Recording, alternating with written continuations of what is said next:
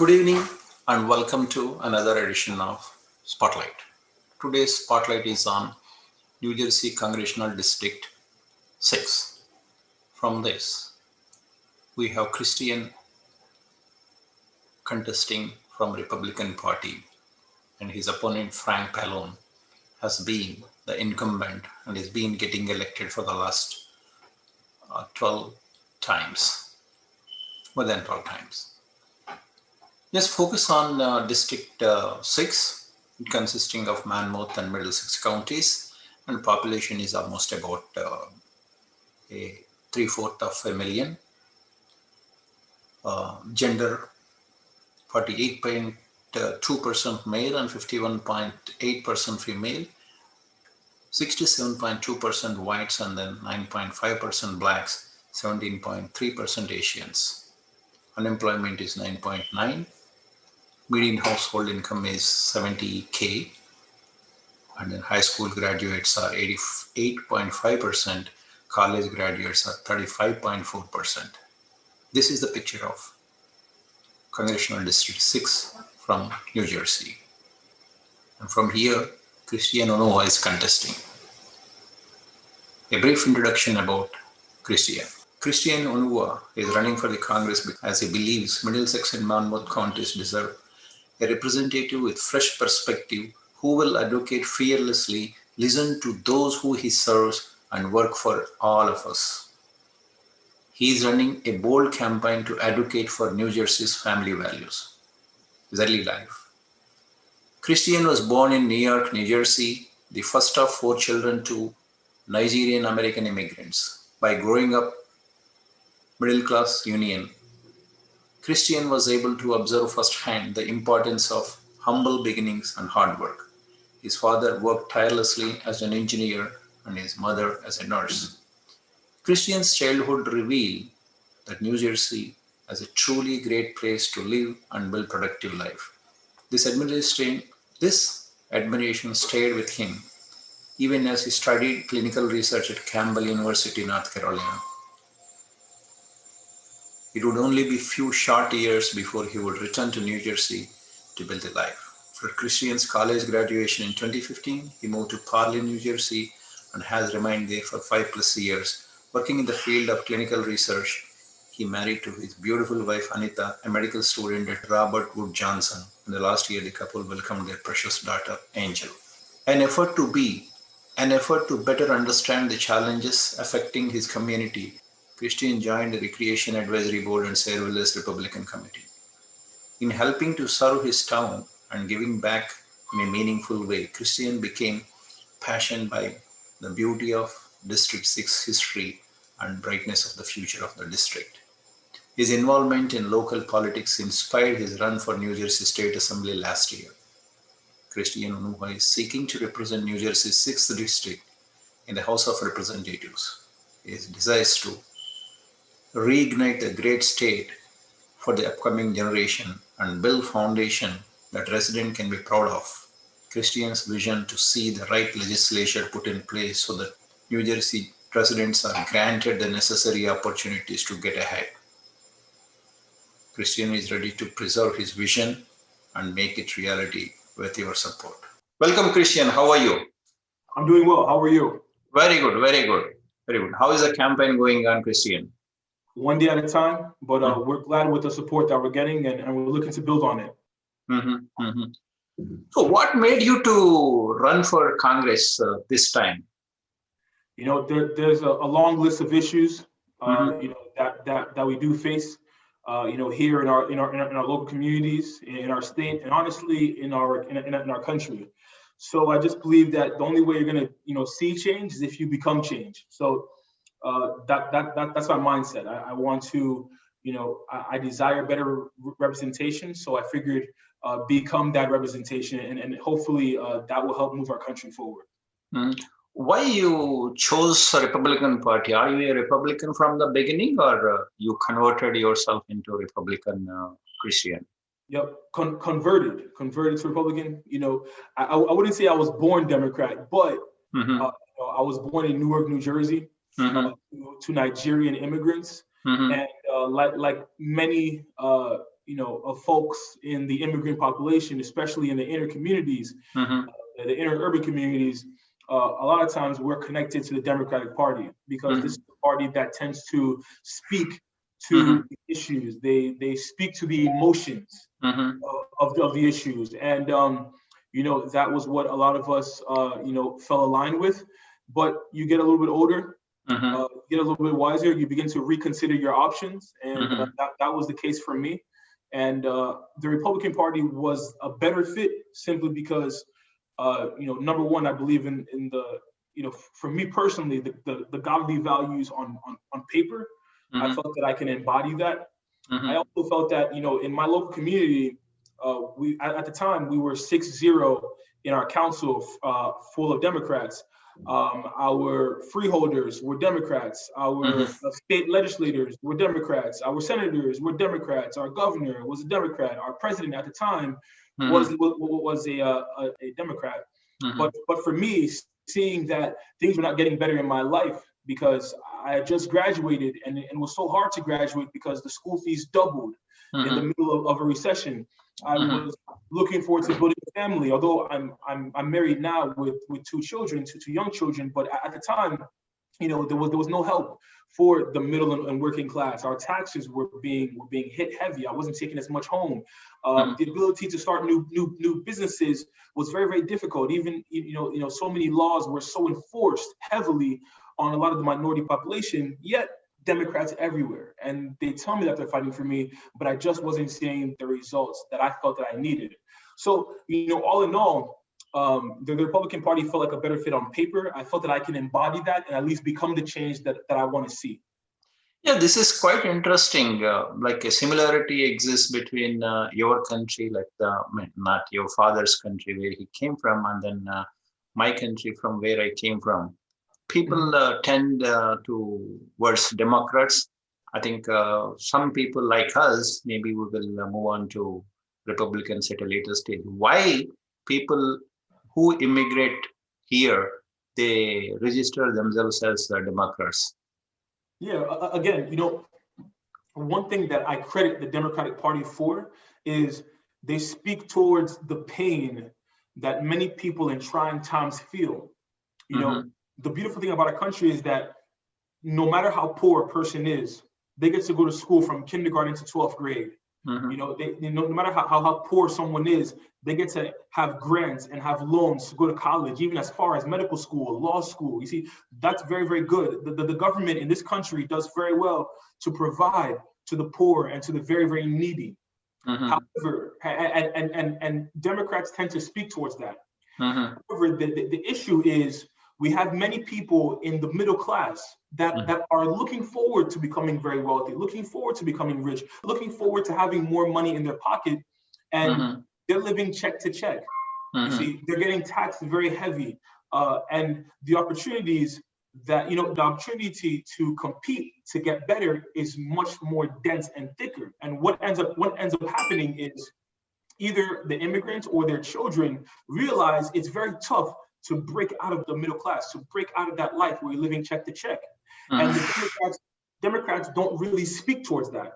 Rather, what they do is they wait for that middle class to hit an issue, like a recession where there's many job losses, like we're going through now, and then they become poor again, and then they now provide those services. But the thing is that many people who were once middle class that now become poor, even if you give them the benefits and the services, they still want an opportunity to get back to where they were and even ahead. And that specifically, Democrats don't speak towards, unfortunately. So a lot of times we immigrants like parents, or immigrants like my parents and maybe yourself, you get yourself to a place where you say, hey, I need someone else to speak to my middle class condition, my working class condition, and we're yet to see a party really speak towards that, but I think the Republican Party is more interested in listening to that. So we tend to switch at some point later on.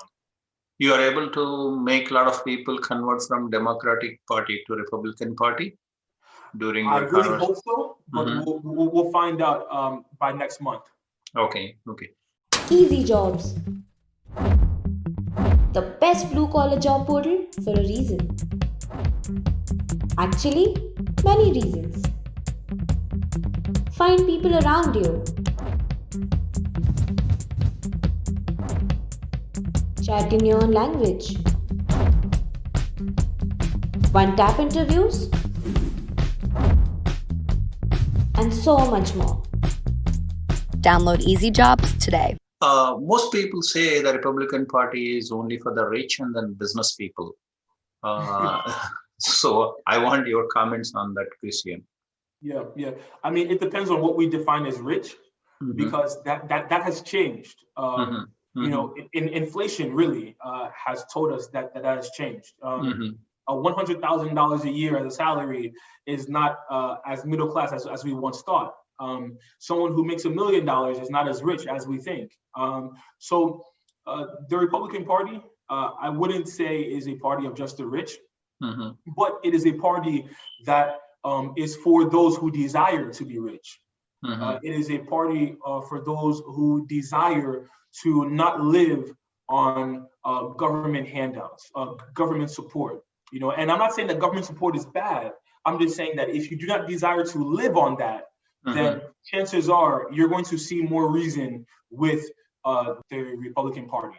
You see, but if you're in a position where you want loans to be forgiven, you're in a position where you really need your rent to be free and forgiven and affordable housing. You're in a position where you really need help. You need to go to school for free. You need to eat lunch for free. A lot of these things, a lot of times, is what is the number one priority to Democrats. But if you're in a position where you have a little bit of money in your pocket, you can afford to send your children to school, you can afford to get a down payment on a home, and you realize that there's some hurdles there.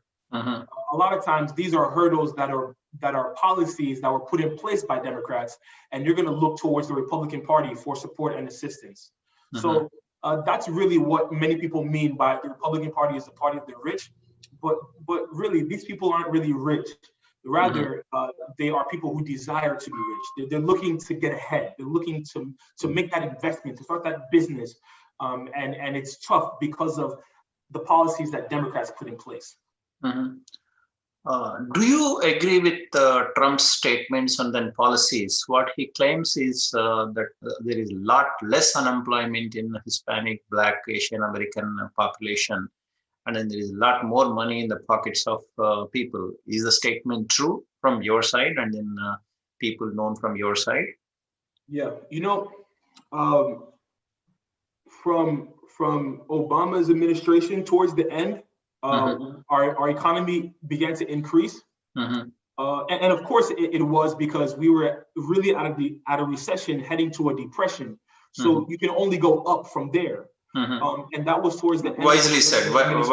That is a wise statement. I thank you, Christian, for that statement.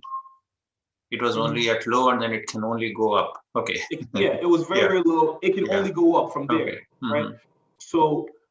Then President Trump took over, and it went even further. It got even better before COVID, right? And a lot of the minority populations, the data does show that they got more opportunities. Unemployment rates went down in those communities. You know, job growth did increase. Business development did increase. That's what the data shows. And also, the opportunities, the funding, the opportunities for loans, the opportunities for grants, for even small businesses in minority populations did also increase. So I believe that statement is very true before COVID. Is the package for COVID relief is sufficient, or is the new package being negotiated? Is Trump right from his side, or who is right? Pelosi is right, or Nancy is right, or Trump is right? So, you know, it's not, to me, it's not necessarily how much money, but how will the states give an account for that money? And unfortunately, here in New Jersey, we don't have very good accountability of the funds that we receive from the federal government. I'll give you an example. The first stimulus round, the Democrats were fighting for money for our essential workers and for our children, for our schools. I thought that was very good. I thought that was very admirable.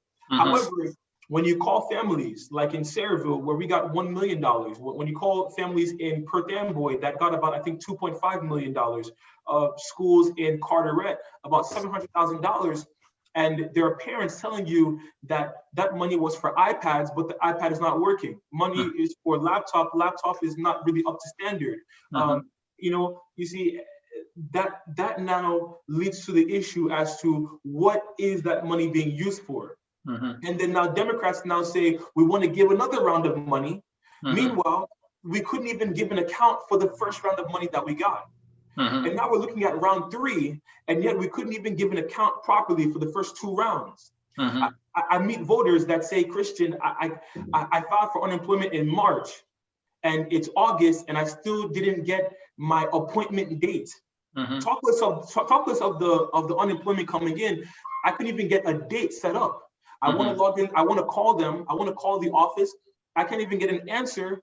No one replies to my voicemail. And when you check in the system, you discover the issue is that it's not that there's not money coming in, but there's not an infrastructure to attend to the needs of the people. Why?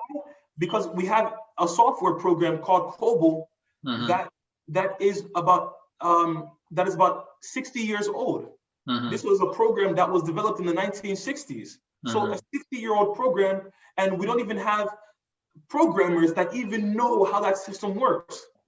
Now, that is the issue. And we have politicians like my opponent who has been in office since before I was born.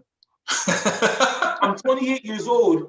He's been in office for about 31 years. And we have a system that it doesn't take much to update it, to overhaul it. It doesn't take much to partner with an American company in the private sector, with American workers, which are our students who are getting degrees after COVID-19 to upgrade the system.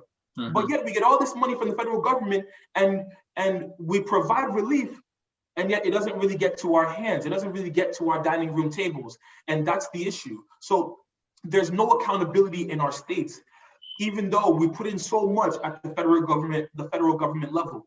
And we have top influential people here in New Jersey at the federal government level that don't use their influence to hold the local officials accountable. That's a very big problem.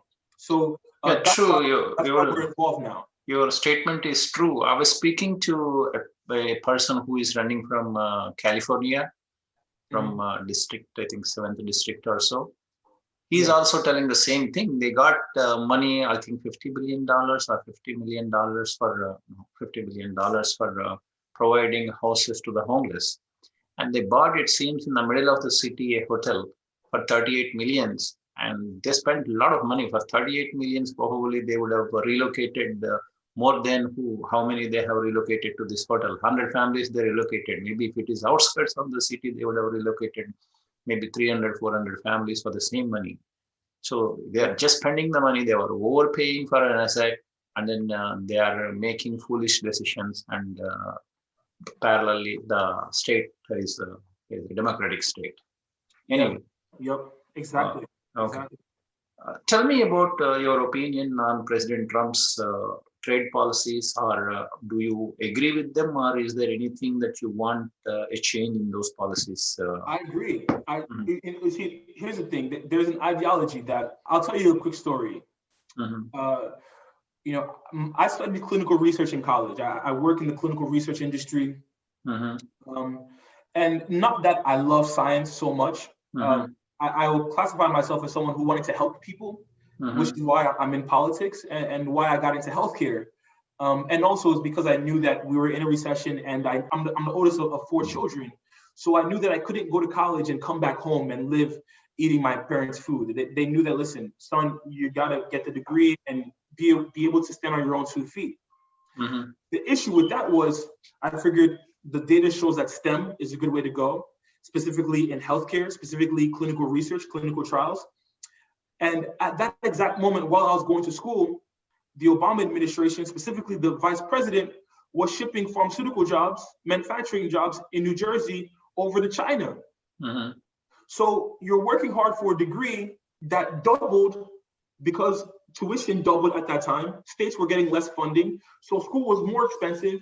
And yet now you're taking all these loans to apply for jobs that the vice president is sending away, right? So now when we have a president coming in and saying, no, we need to compete with these countries.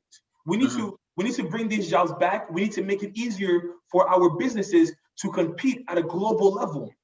That's a good thing. You see, when you have Americans looking to buy Porsche and Mercedes, that does not help America. But when they say they want to buy Tesla, for example, that leads to a better direction. We need to get back into the made in USA mentality. We need our top corporations to compete globally, where people in Germany are saying, no, I want the American car. We need our mid-sized companies to now begin to compete nationally. And we need our small businesses to now become mid-sized companies. And those of us in the working class to now become small business owners. And I think that the president speaks towards that more than Democrats. And it begins from the top by changing our trade policies with other countries.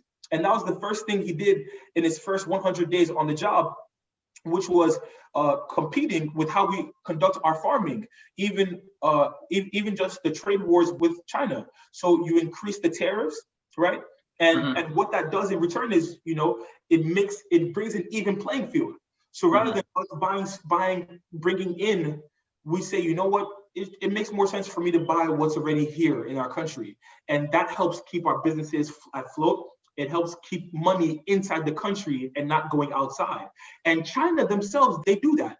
They take in American dollars and they don't push any money going back outside. So we need to get back into that competitive mindset so that we can continue to be number one and distance ourselves from every other country, because the world is better when USA is number one. That's my opinion. So I think the president speaks towards that. And I think some way, somehow, we need to find ways to support and unify ourselves with the president so that we can continue to grow as a country. And hopefully that will be the case after this election.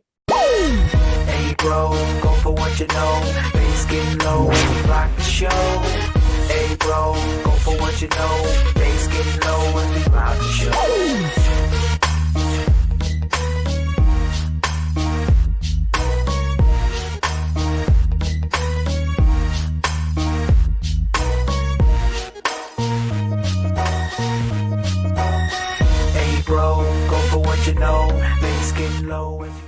Do you believe Biden with China? What he would do with China later? Do I believe Biden is Biden's China policy? Oh, China policy. Yeah. So I think that it sounds very lofty. You see, a lot of times Democrats, what they say, it sounds good. I like it when I hear it, but it's not as realistic, in my opinion. You see, when you say we want to partner with China, but China themselves, they're looking to leverage their relationship with North Korea. They're looking to leverage their relationship with South Korea. They're looking to leverage their relationship with in that entire region. And their mindset is that their desire, right, is really to be the number one, to the number one global power player, right? Yeah. He started the Chinese imperialism, President Xi. Yeah. Right. So you see them investing heavily into Africa. You see them investing heavily into South America now, right? And what they want to do is they want to isolate the world away from America, so that America is independent and now with no foundation. And I think that's their plan. I think that's their motive. That's their desire. And that's why now, because of the influence that they're gaining in countries in Africa, in other countries in Asia, they're gaining more respect even in the United Nations. So even if you speak against Hong Kong, even if you support Hong Kong just once, you'll see that China can respond and they have so much leverage. You see, so it's very clear what their intention is. And the United States needs to begin to play that game of chess better. And I don't think that Joe Biden is interested in that game.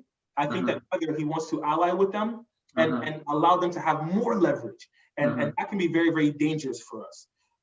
That will lead to us no longer having a military base in South Korea. It'll lead to us not having as much leverage in the banking systems in Singapore, in Taiwan, and a lot of Eastern Asia. And because of that, a country like China can begin to partner with an Iran to now destroy a Saudi Arabia and therefore now remove the US's influence in the Middle Eastern environment. You see, so China has a very, very strong game plan. They know what they're thinking the next 10 years, 20 years, 50 years, 100 years. And the United States right now is playing catch up. So we really need representation who is looking ahead and is willing to play chess and compete. And Joe Biden, actually, I'm not sure if he wants to do that. I'm not sure if he even has the mindset to even do so. Again, a lot of these folks, these are politicians who have been in play for so long. So they haven't been in a regular room in a very long time. Joe Biden, Nancy Pelosi, Frank Pallone, who I'm running against. You see, these guys have been in Washington so long. I don't think they're really sure about how the global, what's really at stake and what's at play right now. But I think it takes different group of people who have lived outside of America for a little bit, which I've lived outside the country for a few years in boarding school in Nigeria, and just seeing different things from a global standpoint to get those fresh perspectives into Washington, D.C., so that every bill that we pass, although it's not a situation where we're putting a bandage on internal bleeding, you see, but rather we're putting the bandage, but we're also looking at how we can solve things behind the scenes as well. I didn't graduate too long ago, but from my experience, the only students who can even afford to pay tuition, international students from China. Yeah, they pay cash. Those are the only ones who can even afford to pay school fees. The rest of us, we needed loans, we needed grants, we needed scholarships. And if we didn't do well that semester and we lost our scholarship, we're going to go back home.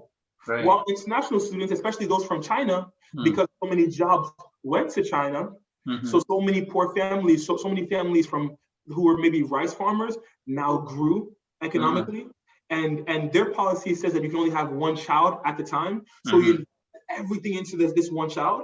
You send them to school overseas. You pay out cash, and they can compete over American children. So even the best jobs, you have American children fighting for minimum wage. What is $20 an hour going to do? Right. While the better jobs are going to folks who they came from overseas, right? So we're not actually helping the next generation of Americans, you see. Right. And when you have folks who have been in Washington for so long, they grew up in a different America than we grew up in. So all they know is, oh, there's a hurricane, pull an emergency fund, give them. Oh, we have children in loans. Okay, let's find a way to forgive their loans. But that's not the real solution. That's what you call relief. The solution is that our children got degrees. They don't even have jobs to pay them back. They got degrees that doubled in price, but the quality of the degree did not double. You see, there's no one who is thinking how do we bring the real solution. You see what I'm saying now? So when you have politicians who grew up in a different America, they're not going to move us ahead. And that's why I'm running. That's why we need to be more involved than ever, because what we do today will determine where America is 10 years from now, 20 years from now, 30 years from now. I agree. I agree. Important. You made a very good point about your views on the welfare funds being spent by federal government as well as state government, which comes as federal aid. So what is your opinion, like how they should manage these welfare programs? Yeah. And how you make a change if you are elected, Christian? Yeah, so one area that I tend to disagree with my fellow Republicans is that, unfortunately, we do need the federal spending. We do need to borrow money right now. Is it good? No, it's not good. And because we're borrowing money, because we need this money, so we have to borrow it. But as we borrow it, the solution cannot just be we're going to pay it back with taxes. That cannot be the only solution that we bring forth. And that's why I cannot be a Democrat, because borrowing, okay, fine, but you have to think of more ways to generate revenue. And there are so many ways in which we can. And I'm not talking about here in New Jersey, we're going to build casinos and make marijuana legal. That cannot be the only way that our brain can think of how to generate revenue. No. A simple example is invest properly into improving our infrastructure. Do you know that even for tolls alone, we can't even pay with credit? Mm-hmm. We have to still use cash. Mm-hmm. But the data shows that any company that transitions to debit or credit is going to make more money. Right. Because now, if you're not carrying cash on you, rather than saying, no, I'm not going to go. No, you say, I'm going to still go. I'll just swipe my credit card. I'm going to swipe my debit card. The state makes more money. Just a simple upgrade in the system. So there's many ways in which we can generate more revenue. But if someone is still thinking in a very olden mindset, a very old time frame, they will never even conceive these ideas. So we need a fresher perspective, in my opinion, a younger perspective, someone who lived a regular life, at least for the past 5, 10, 15 years. But if you were a millionaire during the recession, like my opponent was, if you had a very top law firm and you had buddies in the top unions making millions of dollars, you don't really know what has been really happening in this country for the past 15, 20 years. All you hear is the cries of the people, but you don't really know what the real solution is going to be because you were never in it. You were never involved in it. You don't know what it's like. You don't know what it feels like. There's no way your mind will really conceive it. So to answer your question, do I believe in the federal spending? Unfortunately, we have to borrow right now. But the only solution cannot be just taxes. No. Rather, that money that we borrow, use it appropriately. That will lead to open us up to make more money on the back end, right? We can now use that money to channel our residents to make decisions that we believe as a government will be a step in the right direction. An example, if you just got married, the data shows that married couples, they develop homes that become successful and leads to generational wealth to the point where they start businesses, they hire people, they create employees, or they start nonprofits, or they donate, right? So now you just got married, we want to reward that. You just started a business, we want to reward that. Your business just hired a person, we want to reward that. You see, now that encourages us. But the country we live in today, we have people who go to university, they say they're begging their parents to divorce so that they can get money from the government. We live in a country today where if you tell someone, let me help you get a job, they say, no, I don't want a job because I'm going to lose my government benefits. That does not move our country forward, my friend. You see, rather, we need to use some of these funds to reward or incentivize the behavior that will move us ahead. And our government, especially our democratic leadership, does not do that. So you have people not wanting to move forward, and therefore we stay stagnant. And then another issue happens. It could be a hurricane, it could be a recession, it could be a pandemic, and then the people who are not prepared are going to cry for even more. That's a very big problem. So there's ways in which we need to borrow the money and reward it for the good behavior, borrow the money and use it to improve our infrastructure, our data infrastructure, so that we can provide our government services quicker, better, quicker, faster, easier. And for some reason, our leadership, they just seem to, it seems to suggest that they don't have the thinking capacity towards that. And it's very disheartening. It's not the thinking capacity. If things are going like they don't want to go against them, they don't want to be disruptive. Adding to whatever you said, I wanted to give one girl a job. Like she worked with us long ago, and then she said, no, I don't want to come and join because I get more money by staying home. So that is what is the mentality now. Coming to another issue is climate change. We have a president once told climate change is a hoax. And then on the other side, we have the socialistic far left Democrats who say Green New Deal, and which spends a lot of federal money in its implementation. Where do you stand in between? In fact, okay, for a correction, Mr. Trump recently told that, okay, he is not on the statement of climate change is hoax. He's a little bit saying, okay, we have to weigh both the things and then go slowly. That's what he said recently. Go ahead and tell about your opinion on climate change, Yeah. Christian. You see, for me personally, I first heard about climate change in the ninth grade. Mm-hmm. You see, so I was introduced to climate change from an academic perspective, Mm-hmm. not a political perspective. Mm-hmm. So when I hear maybe older politicians speak about climate change, I'm not as hard on them because they didn't see it in the classroom. Mm-hmm. They saw it in the political landscape. Mm-hmm. So I'm not always moved by what they say. I don't think it's a hoax, actually. Mm-hmm. But I think that context matters. Mm-hmm. You see, when you say climate change, mm-hmm. the climate has always been changing. We go from summer to autumn, Mm-hmm. to winter, Mm-hmm. to spring, to summer. The climate is changing, my friend. It's always been changing. Mm-hmm. However, when they say that, listen, the ozone layer is getting much more thick, we're keeping in more sunlight.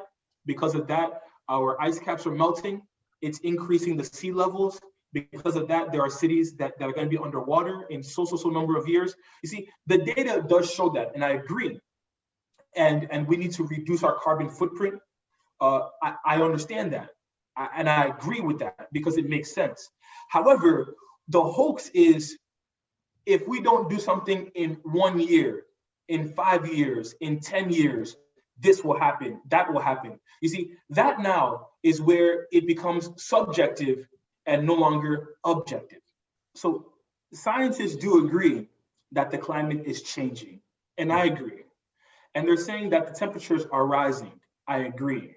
But where there is disagreement and where the president now speaks towards the hoax is in reference to 1 year, 5 years, 10 years, 15 years. If we don't do this, this will happen, that will happen. Miami will be underwater. New Orleans will no longer exist. The hurricanes will, that now becomes subjective. And Mm-hmm. when we pass policies that can cripple businesses, that can cripple industries Mm-hmm. based on something subjective, that's very Mm-hmm. wrong.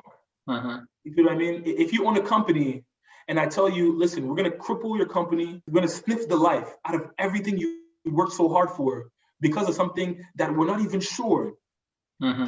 that's very challenging. I think the best way forward is, listen, let's say oil company, for example, right? Mm-hmm. Exxon or whichever, you have made a lot of money. Mm-hmm. Rather than us pass the Green New Deal that can cripple this industry, we're going to pass a policy that will encourage you to transition from an oil company to an energy company. Mm-hmm. We're gonna pass policies that will reward you for investing into more than oil, but now renewable gas, Mm-hmm. into wind, solar, and help grow that industry. You see, and for me personally, I believe that as our next congressman, you see how Silicon Valley is for computer science and IT and apps and development. I really want CD-06 to be the future for renewable energy backed by the oil companies. You see, using their money to invest in research and development, because every business wants to expand anyways. So we want to reward them for expansion. We want to reward the mid-sized company for expanding. So that is very important, it's very key. But the Democrats, they say no. They say, listen, you're an oil company, we don't care, we just want to cripple everything. And what will end up happening is these companies will in turn retaliate against the working class. It could be by job cuts, it could be by investing less in research and development. There's so many things that they can do that affects we the people that Democrats claim that they're fighting for. That's very painful, my friend. So that's why I'm running, I'm getting involved. I do believe in climate change, but I think that we can pass policies that does not cripple industries, but rather help transition them to the behavior that we want to see. And that's the way this country needs to go. Okay. My next topic, which is one of my favorite topic, being border security and internal security, safety and security of the people inside the cities. So your opinions, and then how, as a representative of people he would make changes in the Congress? You come from an immigrant background. I come from an immigrant background. America in general is a country of immigration. Now, the issue is that we have, at least for me and my stance, is when we look at immigration here, we have steps and procedure, right? Those who are already in the country, do I want to now begin to invest money and pack them all up and send them away? No. I think that there's a way in which we can transition them the proper way, the effective way, but they should not be getting ahead in line of those who have been waiting their turn, right? That's number one. Number two, Republicans and Democrats have always agreed on increasing border security. The first time I heard President Obama speak on the Senate floor, it was specifically to increase our border protection. And the reason why is because many countries look to take advantage of our open borders. And what we have going on now, especially here in New Jersey, is a lot of Democratic leadership pushing for us to be a sanctuary state, for our counties to be sanctuary counties, and for our towns to be sanctuary towns and cities. But what that indirectly means is having our local authorities not work with federal authorities. That does not make our country better. That's like saying, let's say there's a bank robbery and the local police say, we don't want to work with the FBI. We don't want to work with the CIA. That's wrong. That's wrong. So when you have ICE, for example, which is a federal agency, a federal enforcement agency, telling local police, we want you to detain someone for an additional 24 hours, an additional 48 hours, so that we can confirm that this person does not have a history in a different state. And for a local authority to say, no, we're going to let them back out. We don't care what you're looking for or what you want to confirm or verify. That is very wrong. And the real issue is that we don't even have an infrastructure that can even confirm people's identities within 24 to 48 hours. The first time I worked after college was at Womack Army Medical Center in Fort Bragg, North Carolina. And I was surprised to see our government facilities running on Windows XP. It's backwards, right? So now when I hear that ICE needs an additional 48 hours to do more background checks to find details, it makes sense. Because again, our infrastructure is so far behind. It can be breached so easily. You see, so we need our local authorities to work together. We need to improve our infrastructure so that we can improve our intelligence. So when people come to the border and they give us these stories saying, I was raped or I'm suffering gang violence, we should have an intelligence community that can confirm that information. But we cannot confirm that information if our infrastructure is so far behind. So we're taking in everybody, we're believing them off of what they say. And because of that, many people can take advantage of that kind of kindness. Many drug dealers, many arms dealers, many sex traffickers, many bad people can take advantage of that kindness. And the Democrats, they said, yeah, it's fine. Bring in more. Rather, the correct thing to do is, no, invest better into our intelligence community. Let them work better with our local enforcement and provide whatever is needed so that we can make sure that we're safe in our communities, so that we can weed out the bad apples. But does that mean now that we're against immigration? No. In fact, it is proof that we are for proper immigration. And that's what I stand for. That's why I'm running. Do you support, obviously you don't support, your comment on this cashless base that democratic run cities and states are proposing? So it's tough, because a lot of times our criminals, statistically speaking, the data shows that white and blacks and other minorities commit crimes, at least nonviolent crimes, at the same level, at the same pace. That's what the data is showing so far. However, when it comes to bail and bonds and just our criminal history, many of those who stay in the system are from the minority background, especially the darker complexion, at least Black people, African Americans. So our mindset is we have government funds, right? This should be used to propel communities, not bring them backwards, not bring them behind.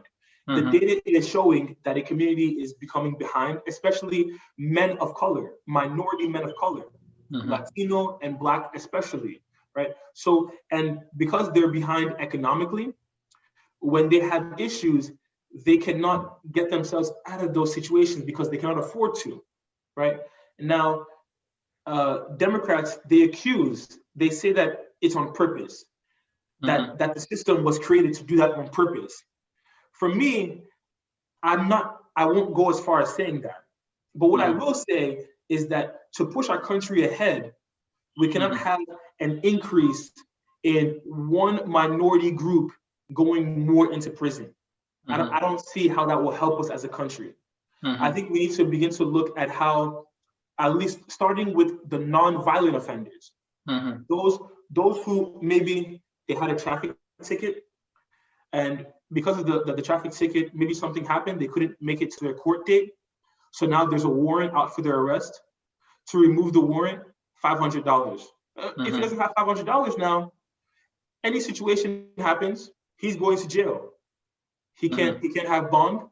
He maybe they say to get out, you have to pay $1,000 or $2,000, or you have to have a public defender, a public attorney, which now is going to be government funding, taxpayer money. For what? Because someone couldn't make it to a court date on time? But you see, that's the Democrats' way of making money to pay back the money that we borrowed. To me, that's very rude. There's other ways in which we can make money in our towns and cities than looking to back-end means. You see what I'm saying? I don't, that's the reason why people want to leave in New Jersey. They want to leave in New York. They want to go to somewhere where there's more space, it's more secluded. They don't want any issues. They don't want the similar things are happening for the people in New York as well as New Jersey, and then people in California. They're trying to migrate to other places. For sure. And it's little things like that. So am I saying that I want people who commit crimes to leave prison? No. But I'm saying that how do we prevent them from going to prison? And I think that the one target, the population we can look at, are those who are not involved in violent, illegal activities. And that number is a lot. That's a lot of people. So if we can begin to help them, they're looking forward to being involved in our community. They're looking forward to raising families in our community without hesitation. Without hesitation of starting businesses, without hesitation of starting schools and Montessori's and whatnot. So we need to make their lives easier, and that's the best way to do so. Not make things as expensive. You used a word called propelling a community and then moving it backwards. With reference to Black Lives Matter, how is it working? I don't want you to make any controversial statement, but I want to know your opinion about are they straight away playing into the leftists, or are they doing the work to rather enhance their own community? So many emotions when it comes to Black Lives Matter. You see, for me personally, I believe in the phrase because for all lives to matter, Blacks are included, Asians are included. I mean, right? So I believe in the phrase. I'm not going to tell you Black lives don't matter, right? So to me, it's common sense. But you see, one thing that Democrats speak towards, again, is the pain that Black people feel. Recently in Kentucky, I'll tell you a quick story, right? A young Black guy moves into a neighborhood and he's walking his dog. This is the first Black guy in this neighborhood, a community complex. And on day 3, police car shows up and they say, hey, we got reports of suspicious activity and the person meets your description. Apparently, the person with your description was reported to be looking inside people's windows. And the guy says, no, I'm just walking my dog, just walking my dog, going about my day. And police officer says, okay, no problem. You look like you're a fine young individual.